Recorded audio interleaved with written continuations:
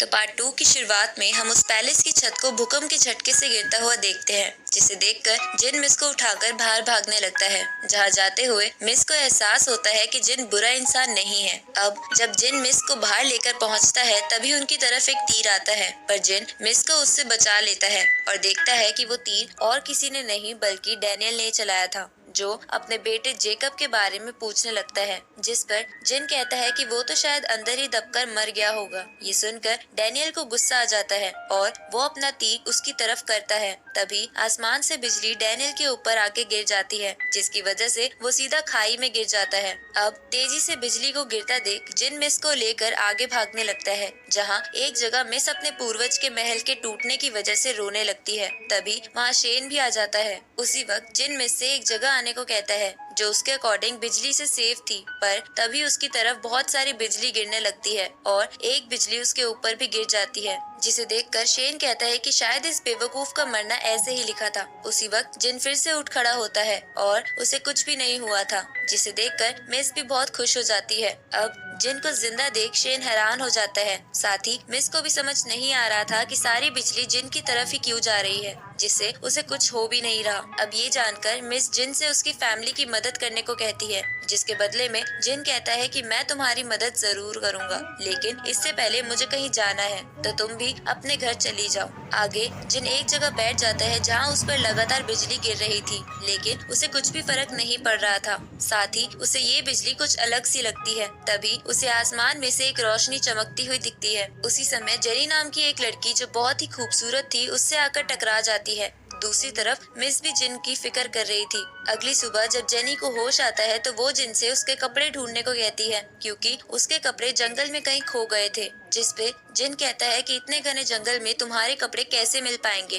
तभी वो देखता है कि जेनी उसके कपड़ों की तरफ देख रही थी। ये देखकर वो जेनी को कहता है कि मैं तुम्हें अपने कपड़े नहीं दूंगा, पर जेनी के रिक्वेस्ट करने पर वो मान जाता है और उसे अपने कपड़े दे देता है। आगे जेनी जिन को कहती है कि मैं यहाँ डेविल के मकबरे में कुछ ढूंढने आई हूँ, पर कल रात में लाइटनिंग फील्ड ट्रैप में फंस गई थी। ये सुनकर जिन को भी लगता है कि कल इसी की वजह से उसके ऊपर बिजली गिर रही थी और शायद गोल्डन स्क्रोल ने उसे बचा लिया था। इसके बाद जेनी जिन से पूछती है कि तुम यहाँ क्या कर रहे हो, जिसपे जिन वही टेलीपोर्टेशन वाली बात सोचता है, लेकिन सच ना बताते हुए कहता है कि मैं एक एडवेंचरर हूँ। साथ ही उससे पूछता है कि इस जगह का नाम तो कुछ और है, तो तुम इसे डेविल का मकबरा क्यों कह रही हो। जिस पर जेनी कहती है कि ये जगह बहुत पुरानी है और कई लोगों का मानना है कि यहाँ पर खतरनाक मॉन्स्टर रहते हैं। ये सुनकर जिन कहता है कि तुम ऐसी खतरनाक जगह पर क्या ढूंढने आई हो, तो जेनी उसे बताती है कि मैं एक हेवेनली बुक ढूंढने आई हूँ, जिसके अंदर कल्टीवेशन का सबसे हाईएस्ट वे है।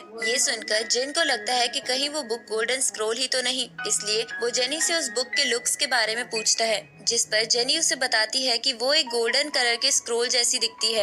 ये जानकर जिन हैरान हो जाता है और समझ जाता है कि वो वही स्क्रोल है जो उसके अंदर चला गया है, इसलिए वो जेनी को वहाँ रुकने का कहकर कहीं चला जाता है। ये देखकर जेनी को भी थोड़ा शक होता है। आगे हम स्पिरिचुअल वर्ल्ड में उस गोल्डन स्क्रोल द्वारा जिन को कल्टीवेट करते हुए देखते हैं, जिसे देखकर जिन भी हैरान था। थोड़ी देर बाद माँ जेनी आती है और जिन को कल्टीवेट करता देख कहती है कि तुम्हें अपनी मेथड को थोड़ा चेंज करना चाहिए, तो जिन भी चेंजेस कर लेता है, जिसके बाद वो और तेजी से स्पिरिचुअल एनर्जी एब्जॉर्ब करने लगता है, जिसकी वजह से जेनी के आसपास तेज तेज हवा चलने लगती है और वो जिन के आसपास बहुत सारी एनर्जी को देखती है, लेकिन उसे लगता है कि यहाँ के लोग बहुत ताकतवर है। इसके बाद जेनी जिन से पूछती है कि तुम इतनी स्ट्रॉन्ग एनर्जी कैसे एब्जॉर्ब कर रहे थे, जिसपे जिन कहता है कि ये तो बहुत ही आसान है, लेकिन जिन को उस एनर्जी के बारे में ज्यादा नहीं पता था। इसलिए जेनी जिन को बताती है कि कल्टीवेशन के 5 लेवल होते हैं, जिसमें तुम सेकंड स्टेज यानी स्पिरिचुअल लेवल पर हो, जिसको पार करने के लिए तुम्हें अर्थ और हेवन का ऑरा एब्जॉर्ब करना सीखना पड़ेगा, जो तुम्हारी बॉडी को साफ करेगा।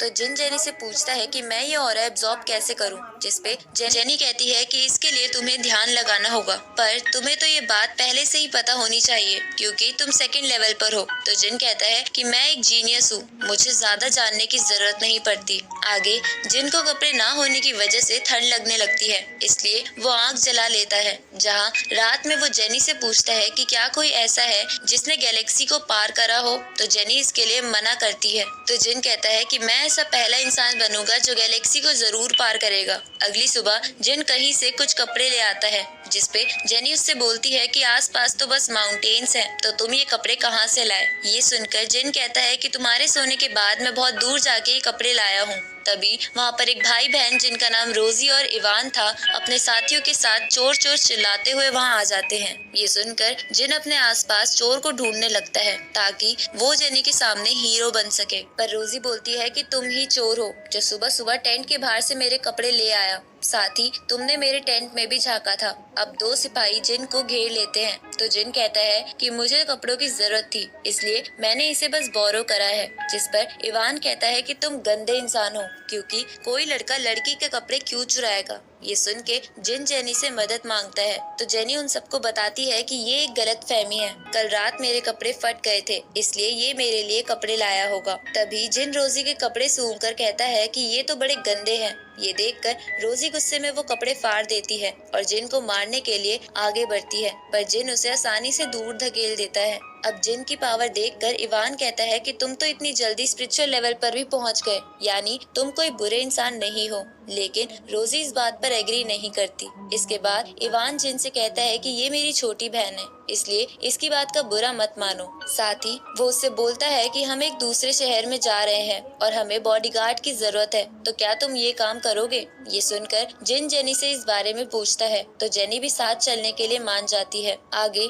रास्ते में इवान जिन को कहता है कि मैं और मेरे अलावा 4 और फैमिली एक खास चीज की तलाश में निकले थे, जिसे हमने हासिल कर लिया है, पर इसकी वजह से हमारे कई अच्छे योद्धा भी मारे गए हैं, जिसे मौका बनाकर बाकी फैमिलीज हमसे ये ट्रेजर छीनना चाहती है। पर मैं खुश हूँ कि मुझे आज तुम मिल गए और तुम्हारी मदद के बदले हम तुम्हें कुछ रिवॉर्ड्स भी देंगे। ये सुनकर जिन वहाँ बैठी रोजी और जेनी के ऊपर इम्प्रेशन जमाने के लिए कहता है कि मैं ये सब रिवॉर्ड के लिए नहीं कर रहा, मुझे तो सबकी मदद करना पसंद है। आगे इवान एक जगह जाता है जहाँ पर पहले से बाकी फैमिलीज के लोग बैठे थे और उनमें से एक फैमिली का बंदा जिसका नाम रॉबिन था, वो इवान से वो ट्रेजर मांगने लगता है, जिसपे इवान कहता है कि इसे तो हमने ढूंढा है। ये सुनकर रॉबिन गुस्सा हो जाता है और इवान को अपनी पावर की मदद से पीटने लगता है। तभी वहाँ जिन आ जाता है और रॉबिन को बड़ी आसानी से दूर फेंक देता है। ये देखकर वहाँ खड़े बाकी लोग हैरान हो जाते हैं कि ये लड़का इतनी जल्दी स्पिरिचुअल लेवल पर पहुँच गया है। तो जिन कहता है कि अब से मैं इनका बॉडीगार्ड हूँ, तो तुम्हें इनसे लड़ने के लिए पहले मेरा सामना करना होगा। उसी वक्त वहाँ रॉबिन फिर से खड़ा होकर आ जाता है और कहता है कि मैं भी स्पिरिचुअल लेवल पर हूँ। जिसके बाद वो अपनी पूरी पावर इकट्ठा करके जिन को मारने आगे आता है, पर जिन उसे बड़ी आसानी से नीचे गिराकर कहता है कि तुम्हें अभी बहुत कुछ सीखना है। ये देखकर इवान उनसे कहता है कि क्या तुम सबको अभी भी वो ट्रेजर चाहिए, जिसपे वो सब कुछ नहीं कहते। इसके बाद वो उस ट्रेजर बॉक्स को ओपन करने का डिसाइड करता है, जहाँ इवान जिन से कहता है कि हम इसे ओपन नहीं कर पा रहे, तो क्या तुम इसे ओपन कर सकते हो। ये सुनकर जिन बॉक्स को बीच में से काटने के लिए अपना हाथ आगे बढ़ाता है। ये देखकर उनमें से एक फैमिली का बंदा जिन को कहता है कि इससे बॉक्स के अंदर की चीज को नुकसान हो सकता है। तो जिन उस बॉक्स को बड़े ध्यान से देखने लगता है, जिसके अंदर उसे बहुत सारे होल्स दिखते हैं, जिसे देखकर जेनी उसे ओपन करने का तरीका समझ जाती है और जिन को इस बारे में बताती है। तो जिन भी ऐसा करके उस बॉक्स को खोल देता है, जिसके अंदर से एक मिड लेवल मार्शल एबिलिटी का स्क्रोल निकलता है। ये देखकर वो सभी उसे मांगने लगते हैं।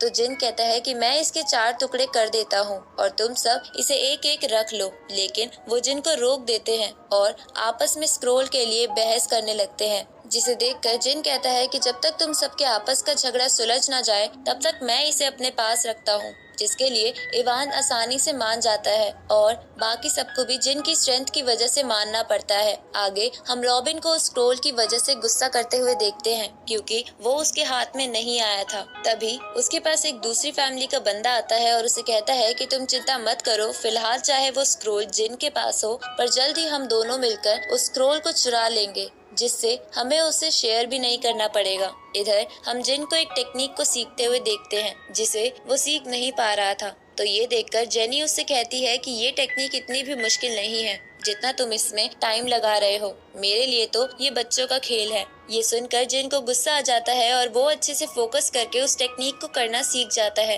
तो जेनी कहती है कि तुम तो इसमें मास्टर भी बन गए हो। रात को हम कुछ मास्क वाले लोगों को वहाँ देखते हैं और इसी के साथ ये पार्ट यही